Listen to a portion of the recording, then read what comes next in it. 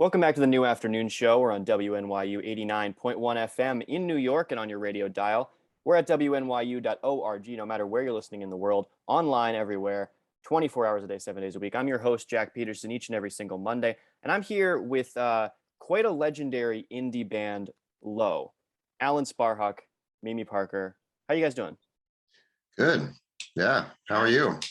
Pretty solid. I assume the weather over there is probably a little better than it is here. I don't know. It's about 10 degrees and Yeah. breezy, and we still have about a couple feet of snow on the ground. And Yeah. it's been really dragging on, unfortunately.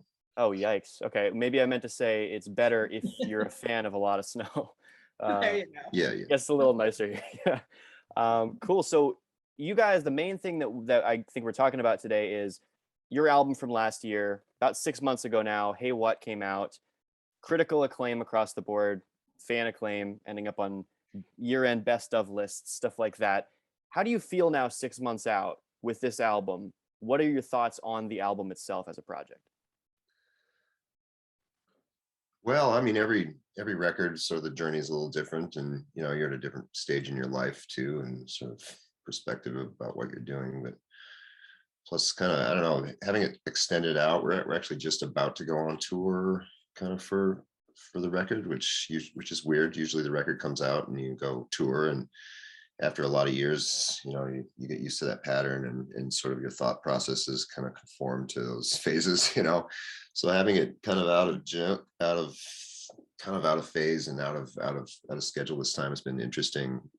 It's been nice to kind of sit at home and watch as people enjoy the record, but at the same time, the other flip side is sort of being anxious, like, well, I'd rather actually be with the people and playing the songs for them, and sort of returning the love, so to speak. But I don't know, it's fun to maybe it'll be good to kind of have it strung out a little bit longer now, and kind of being able to go see people now after they've sat with the record for a while. Yeah. So you played a couple of shows, though. You haven't gone on your tour, but you played a couple of shows at various venues. And what's that been like, the reception that you've gotten so far?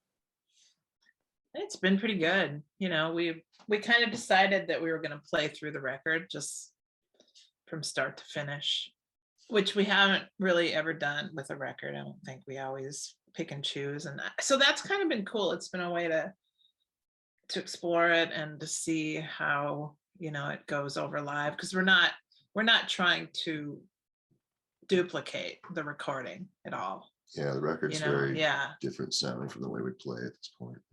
So we've decided to just physically be there playing our instruments, even though they're not necessarily representative of what was played on the recording. But I don't know, I'm excited. The shows went well, and it was really nice to see faces again. Yeah, I think you could feel the energy. It was sort of right about the time when shows were sort of picking up indoors, and so people were excited. I think there was sort of a little extra edge to the night, in a positive way, actually. Yeah, that's cool. It seems like there is like a cathartic sort of, extra excitement at shows the last couple of months. Is that what it seems like for you? Yeah, it's loaded. I mean, people have been out of it. There's the excitement of what it is. There's your anticipation. There's the fact that everybody's literally more crazy than they were 2 years ago, and kind of really need, in parts of them really need it. And of course, as artists, it's really been crazy and really, really strange and kind of anxious time to try to feel like you're connected, and we of course want it to be awesome, and are excited about it. So For sure. So when we talk about the critical acclaim the album's getting and how people are responding to it, are you a band who really thinks about what critics are saying? Because I think some people put more weight on that than others. Oh, I wouldn't say we worry about it, or we've been doing it a long time, and we've decided and discovered that we're not going to be able to please everybody. So honestly, the only thing we can do is kind of please ourselves. And I mean, if we put out something that we believe in and we think is original and creative. We're hoping that, people will kind of come along with us. So it's been really nice. I mean, don't get me wrong, the critical acclaim it's been really sweet and reassuring. Yeah, yeah. It helps, and makes people curious and check the record out, maybe go to the show and stuff. But yeah, I don't know. I mean, I think every artist at a certain level kind of has sort of this line where they're like, okay, well, I'm doing this for me, and there's only so much.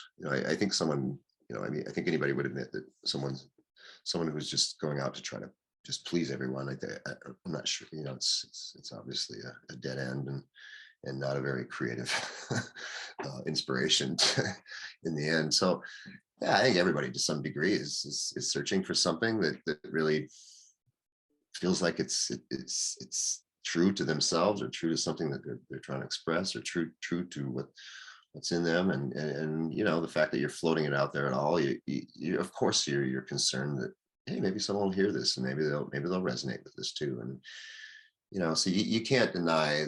I mean, if you're doing something and making it public, you can't deny that. Of course, you care how this is received, and sometimes people make stuff to be received in a negative way. So it doesn't necessarily narrow you down to only doing pleasant stuff. I mean, there's a lot of, it's a big world, and a lot of different people they like different kinds of things. So I would say just do what you think is interesting and really push it. And I'll bet there's a few people out there that'll resonate with it. And if you can be satisfied with that, then you're gonna be fine, and you're gonna be able to continue doing stuff that really is honest to who you are. I'm sorry, it sounds so sage, Hallmark card there, but Yeah. it really, that stuff's true, and it can really simplify, those, kind of coming up for some air and just kind of seeing the big picture every once in a while with yourself can be really helpful, and give you the inspiration to keep digging at what you're doing. Does that, in that same vein, if one record gets a lot of love and critics are talking about it very highly, versus maybe even if you read a review that's not as positive, do either one of those affect your next recordings? Like, do you think about it when you're going into the studio at all? I hope not. I don't know. I mean, I don't think I so. suppose it's a tiny blip in your subconscious, maybe, but I think. I mean, it honestly depends on what the criticism is. Sure. I mean, with this particular, with Hey What, one thing I read, it might have been the same person that said it, it's like, oh man, I just really missed the drums. It's like, I feel like you're maybe missing more than the drums. You're maybe missing, something. Yeah, I don't know. It's like if you want to hear drums, you turn on the radio, you're gonna hear some drums. But no, I don't know. I don't know. It's kind of funny. But yeah, no, I don't think we won't worry about it. No, Think about it too much. It's interesting when you see things, and I don't know. Yeah, it's people's opinion. You don't have to go too far to realize that everybody has different ideas and different preferences. So you really can't take anything too personally. I mean, I don't know. And also at the same time, if it's a real positive review, it's probably just one person who wrote. It's not like everybody. You can't just say like, all right, fine, I'm great. No, obviously we're realists, and we try not to hang too much on depending on other people's opinions. Yeah. No, I mean, we started the band kind of on the base, kind of on the premise that we're doing something that's a little bit contrary, and there's probably only going to be a few people that'll kind of see where it's at and what it is. And so it's I don't know, it's just, it doesn't come up as much. I think, I mean, it's it's definitely possible to read criticism, positive or negative, without it affecting your decisions. I believe. I mean, it really just is your it really is your perspective. I don't know. I don't know. Just do people do other artists get that cranked up about critics? And I would assume there's often like a lot of pressure when you put out a first album that people love to not have like a sophomore slump, or to make a second one that's better than the first one, or if like your sales have been slumping, to like make something that's going to knock it out of the park. Maybe it comes from the label, maybe it's more that, but man, life is long, man. Just chill. Just keep doing your stuff. The cure you'll to get, that. You'll get through your second record, man. Do your third, do your fourth. The cure to that Just is keep to just never have a real successful situation. I mean, we've never had like a hit.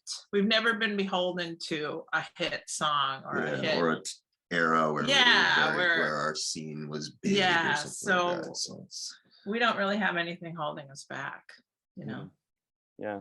Do you think that you were saying that you assumed when you got started that maybe only a subset of people would get really into it? Do you think your music is kind of overperformed in your expectations? Does it reach a wider variety of people?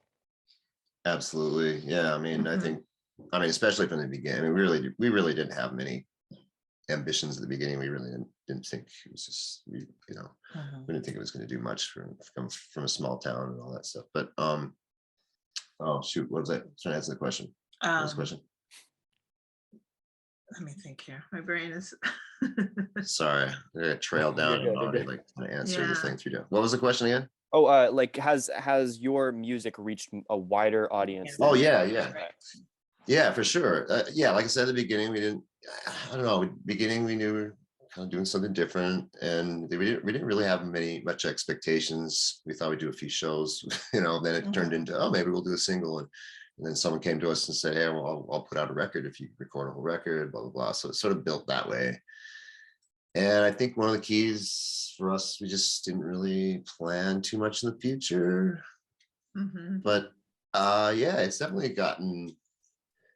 I don't know, we were lucky. We were able to do it for a while. We learned about recording. We figured out how to record ourselves. We had the opportunity to work with some really great people who helped us kind of find our new phase, or helped us with things that we were struggling with, and taught us about how to get the most out of recording.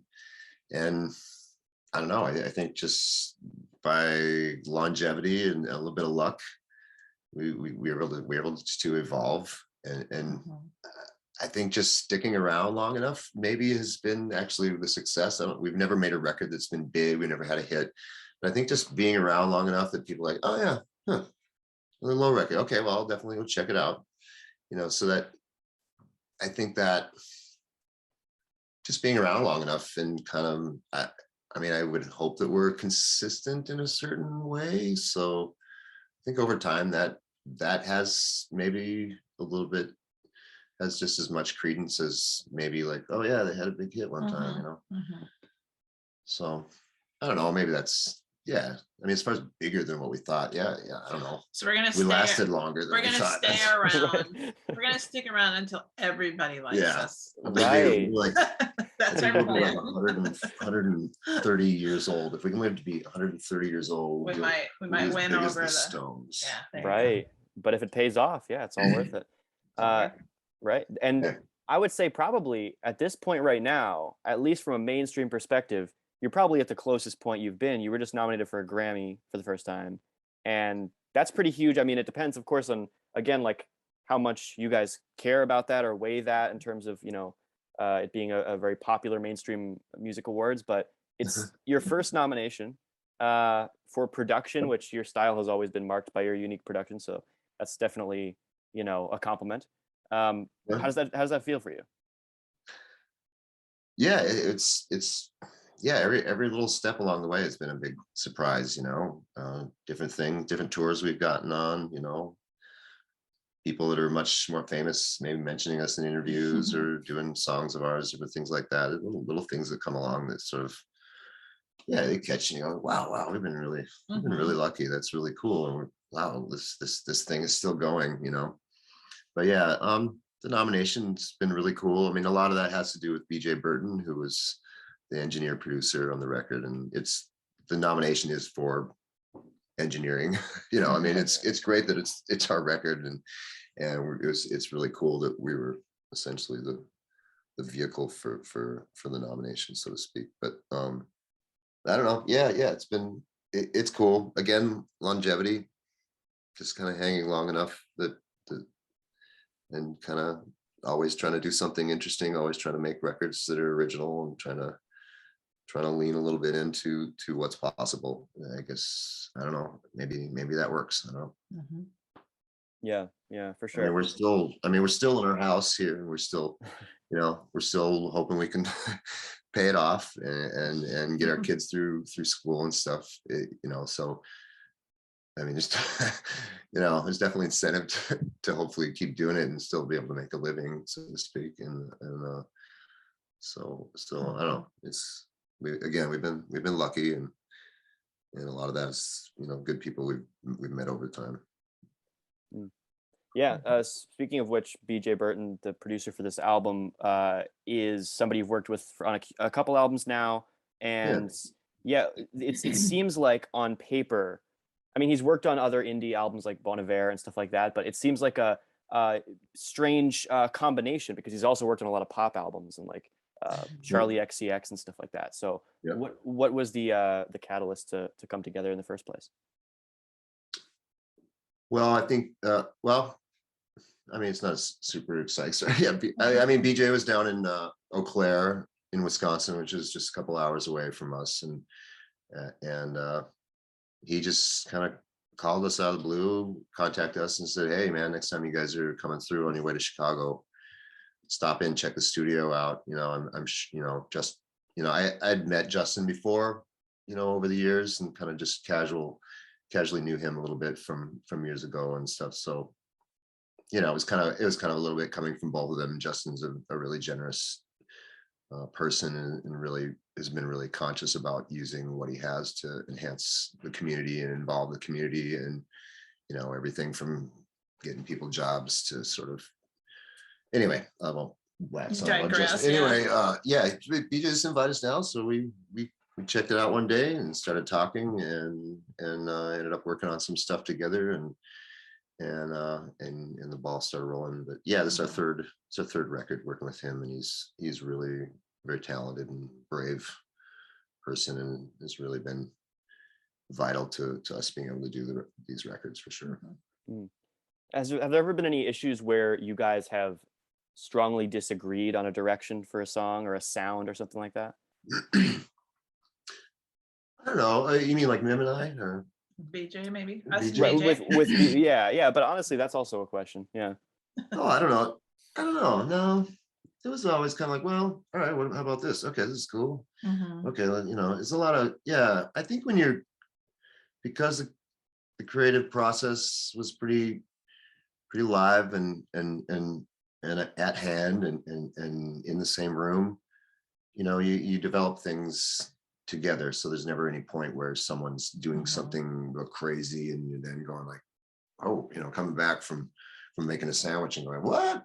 It is never, I don't know. I think by the time we started working together, we could sense, that BJ had a lot. He had a lot to offer, and he might not even know it at the time, and so we went in just mutually kind of open to each other. I mean, you really just have to kind of trust each other, and sure, there are times when when some sound is going on and I might kind of scratch, and I'm like, oh, it's a little out there. Yeah, Mim's a little bit of an editor. Yeah. There's definitely times when BJ will be like, isn't this great? You're like shredding speakers and tearing off eyebrows and stuff. And then we're like, I don't know, but honestly, it's only been a couple little incidents. Yeah, and it's I don't know. We usually end up then finding a way, what that ends up being is, okay, well, let's find a way to still do this. Yeah. So be fine with it. But I don't know. This record is a good mix of that, because you know, I like pretty vocals, and you know, and the vocals are like super present and clear and play, you know, and Ellen gets the chaos underneath, so it's kind of a perfect It's almost blend of it's what like, we like. sort of a real obvious polarity or sort of was it duality? Yeah, Duality, duality, or sure. sort of like two, I don't know. we've fully taken over each opposite corner. Yeah. Yeah. One more thing about the album itself. You might have been asked about this a million times before, so forgive me if you have, but I don't know. Where did the title come from? Well, there's a song on there called Hey, Right. and Mim sings that, wrote that one, and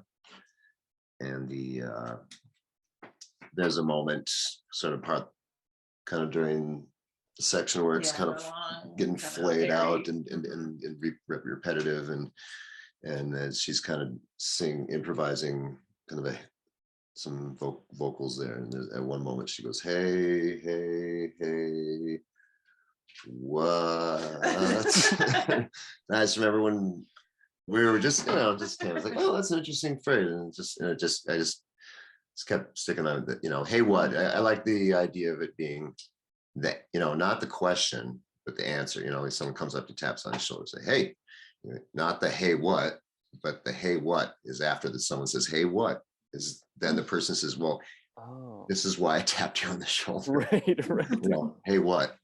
Hey, what? Hey, what? Hey, what? I mean, I don't know.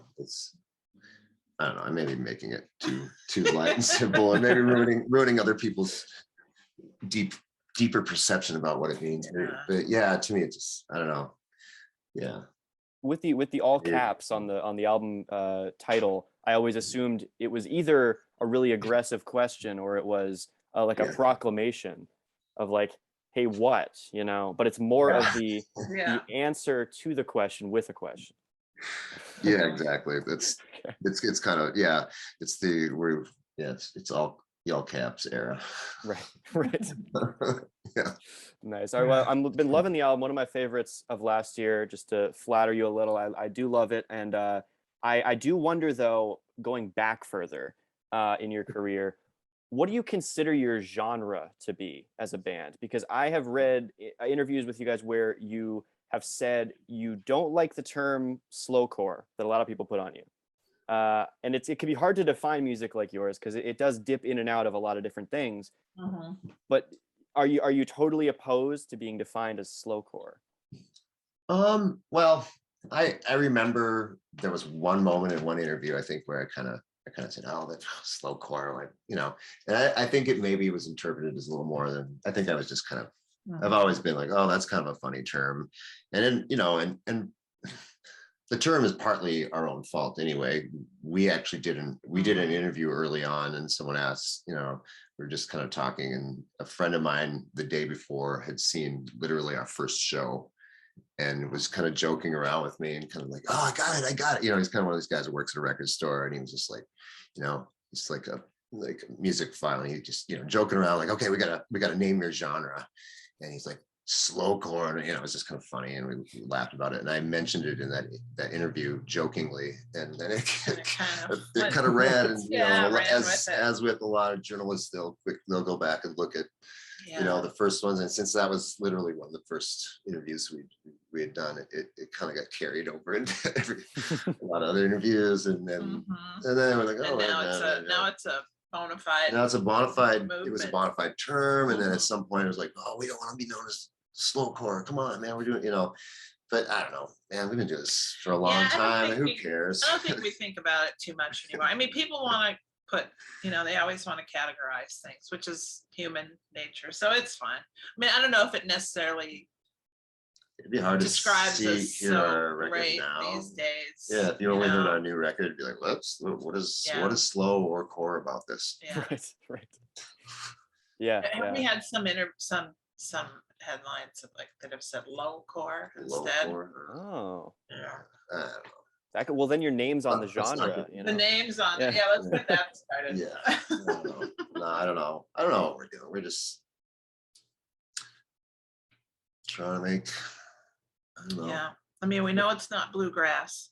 We know it's not jazz. Right. It's not rap. Yeah. Yeah. Rap, it's not metal. Yeah. Not yet, at least. A little bit metal. A little bit, yeah. Yeah. It's, I don't know. We're just trying to make new music. I don't know if that falls in experimental or whatever. We're still, still it's kind of pop. It's relatively pop in many ways compared to a lot of stuff. But I don't know. Yeah, I think Wikipedia defines you as indie rock, which is pretty base level, but it could work. Yeah.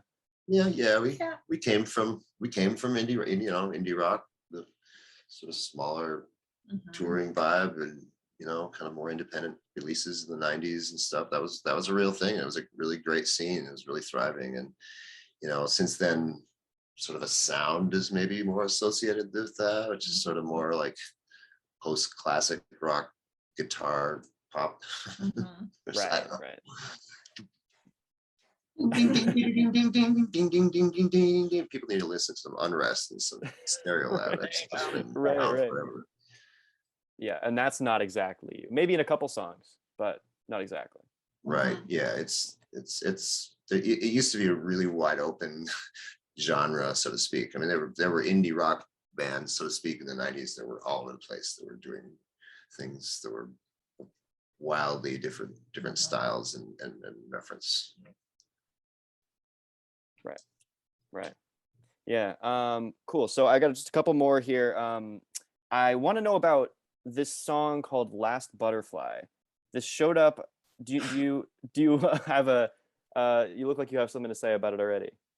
Well, it's not us. Oh, it's not you. No, it's not us. It was one of those. This happens all the time on these on the internet, like around the internet. Someone will figure out either the algorithm or something will get filed the wrong way, and it'll come up as a, and to be honest, I think a lot of it is people kind of fishing around that just put stuff up there because they'll, if you were to trace like who actually put that up there, they probably put it up in a bunch of stuff, and they probably did a couple 15-second piano meanderings and put them a bunch of different places just to see if any of them stick. Yeah, a couple of them they're going to get put on some lists here and there, but it's just numbers. If you were to gin up a bunch on your computer and just kind of interject them in there, if you were to get enough of them in there, there'd be a few, and you get $20 here, 20 this and this and this. So anyway, basically, it's not us. Somebody. Right. Same when you Google. We Google half of our songs. If you Google half of our songs, they're attributed to the wrong writer. Oh. So unfortunately, every person is like, "Oh, that's a cool song." They go Google the song, they look it up, and all right, here's who I got to look up, and they go and they look up that somebody that's not actually us. Yeah. And they buy the song from them, and before they figure out that they don't actually have the song, they've already spent money on gave money to somebody else who doesn't actually own the song. Yeah, I guess it could be kind of sinister. Yeah, I got a notification on my phone that you had released a new single. I was excited, and it was not. Yeah, it's frustrating. Yeah, it got played. It got played. Whoever owns it. Yeah. Got played. Got a little bit. Yeah. A little something. Then you might do about 500,000, about 500,000 of those, and start seeing some cash. Definitely. Yeah. Ideas for you young folks. Perfect. Gaming the system. You hackers out there, there's money to be made. Right, exactly. Keep going. Cool. Fix this. Shut her down. I know. You'd think they would have figured that out by now. Are you kidding, man? It's not in their best interest to figure that out. Oh no, true. It's not in those formats in best interest to figure any of that stuff out. So they don't. They might have a committee and they might pay a few people that sort of do it. It's not in their best interest. So yeah. And so that's the future y'all are looking at. Yeah, and even with when streaming platforms like Spotify have big issues that they're getting a lot of flack for, they don't seem to fix those either. So no, it's not in their best interest. Right, that's true. Couple more questions here, a little quicker, sort of rapid fire questions before we go. So what in general, this might not actually even be quick, this might be a deeper question, but depends. What do you think Low has left to accomplish? Oh, jeez. that is I don't know. I mean, I don't think we've never had an agenda. We've never had, like, all right, we've never had a bucket list. We need to do this, we need to do this, we need to do this. So I wouldn't say that we have anything that we have to complete. Yeah. But then at the same time, what are you going to do with yourself? You got to do something. And, we've been doing this a long time, so we'll probably just continue to do it, Yeah. hoping that Stuff keeps coming up. yeah, hoping that we can still be creative and, but it's all open. Yeah. I mean, it took me a while to realize it. It kind of used to freak me out a little bit, but every time we do a record, you get done and you kind of, okay, well, it's done. Okay, get it finished. And for a while, especially as writers, you kind of, this part of you is like, whew, that was it. That was everything. That felt like everything, that took everything out of me. And there's a while where you actually kind of feel like maybe, not that you're going like, well, I guess that's it. I'll never make records again. But you just kind of like, wow, I just don't know if there's anything else in me. And then, then after a while, it starts creeping into the idea, oh, wait, I guess maybe I just should write. But you've been away from it for so long, it was actually kind of a relief. Now you're back on now the you're back spot. at it, and you feel the weight of that like, oh yeah, I need to that pressure on yourself to kind of keep pushing yourself, keep pushing yourself, and it can be pretty daunting. But like I said, it took me years to kind of realize that that's a natural pattern. So I don't know. They're definitely. It feels like every time we finish a record, it's always like, well, that's it. It's just the last thing we do, and people don't want to hear us anymore. I feel like we've said everything we did. We were really lucky. We made a record that we're happy with. What more can we ask for? And I don't know. Well, of course, a little part of it hopes, it'd be great to go tour and play these songs for people. But you really do. You really do feel like, wow, that's what else can I possibly ask of the universe, than that. So I don't know.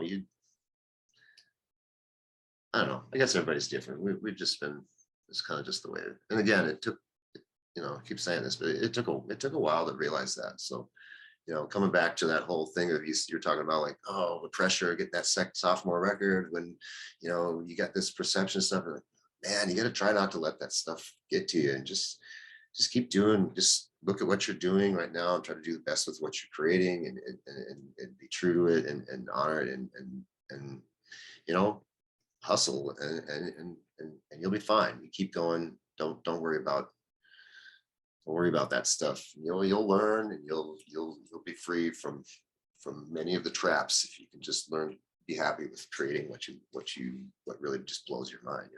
Yeah. In that same vein, I guess, what do you when you look back at your career, what do you see as something that is the work that you're the most proud of?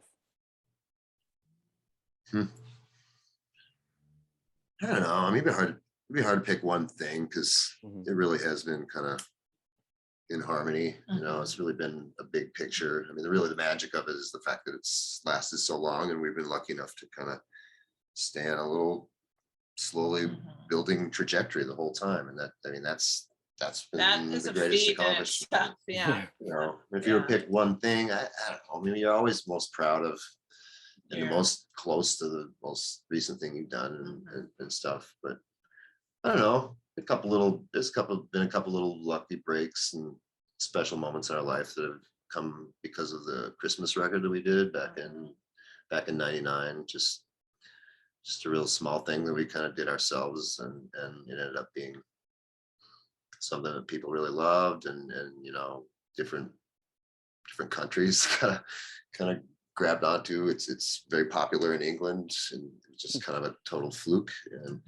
And we've gotten some songs from it placed in TV and commercials kind of right at times when we were like, we don't know if we're gonna have enough money to have this, or we were having kids and we were wondering about the, so that's been a big I guess if you just pick one thing, but Mhm.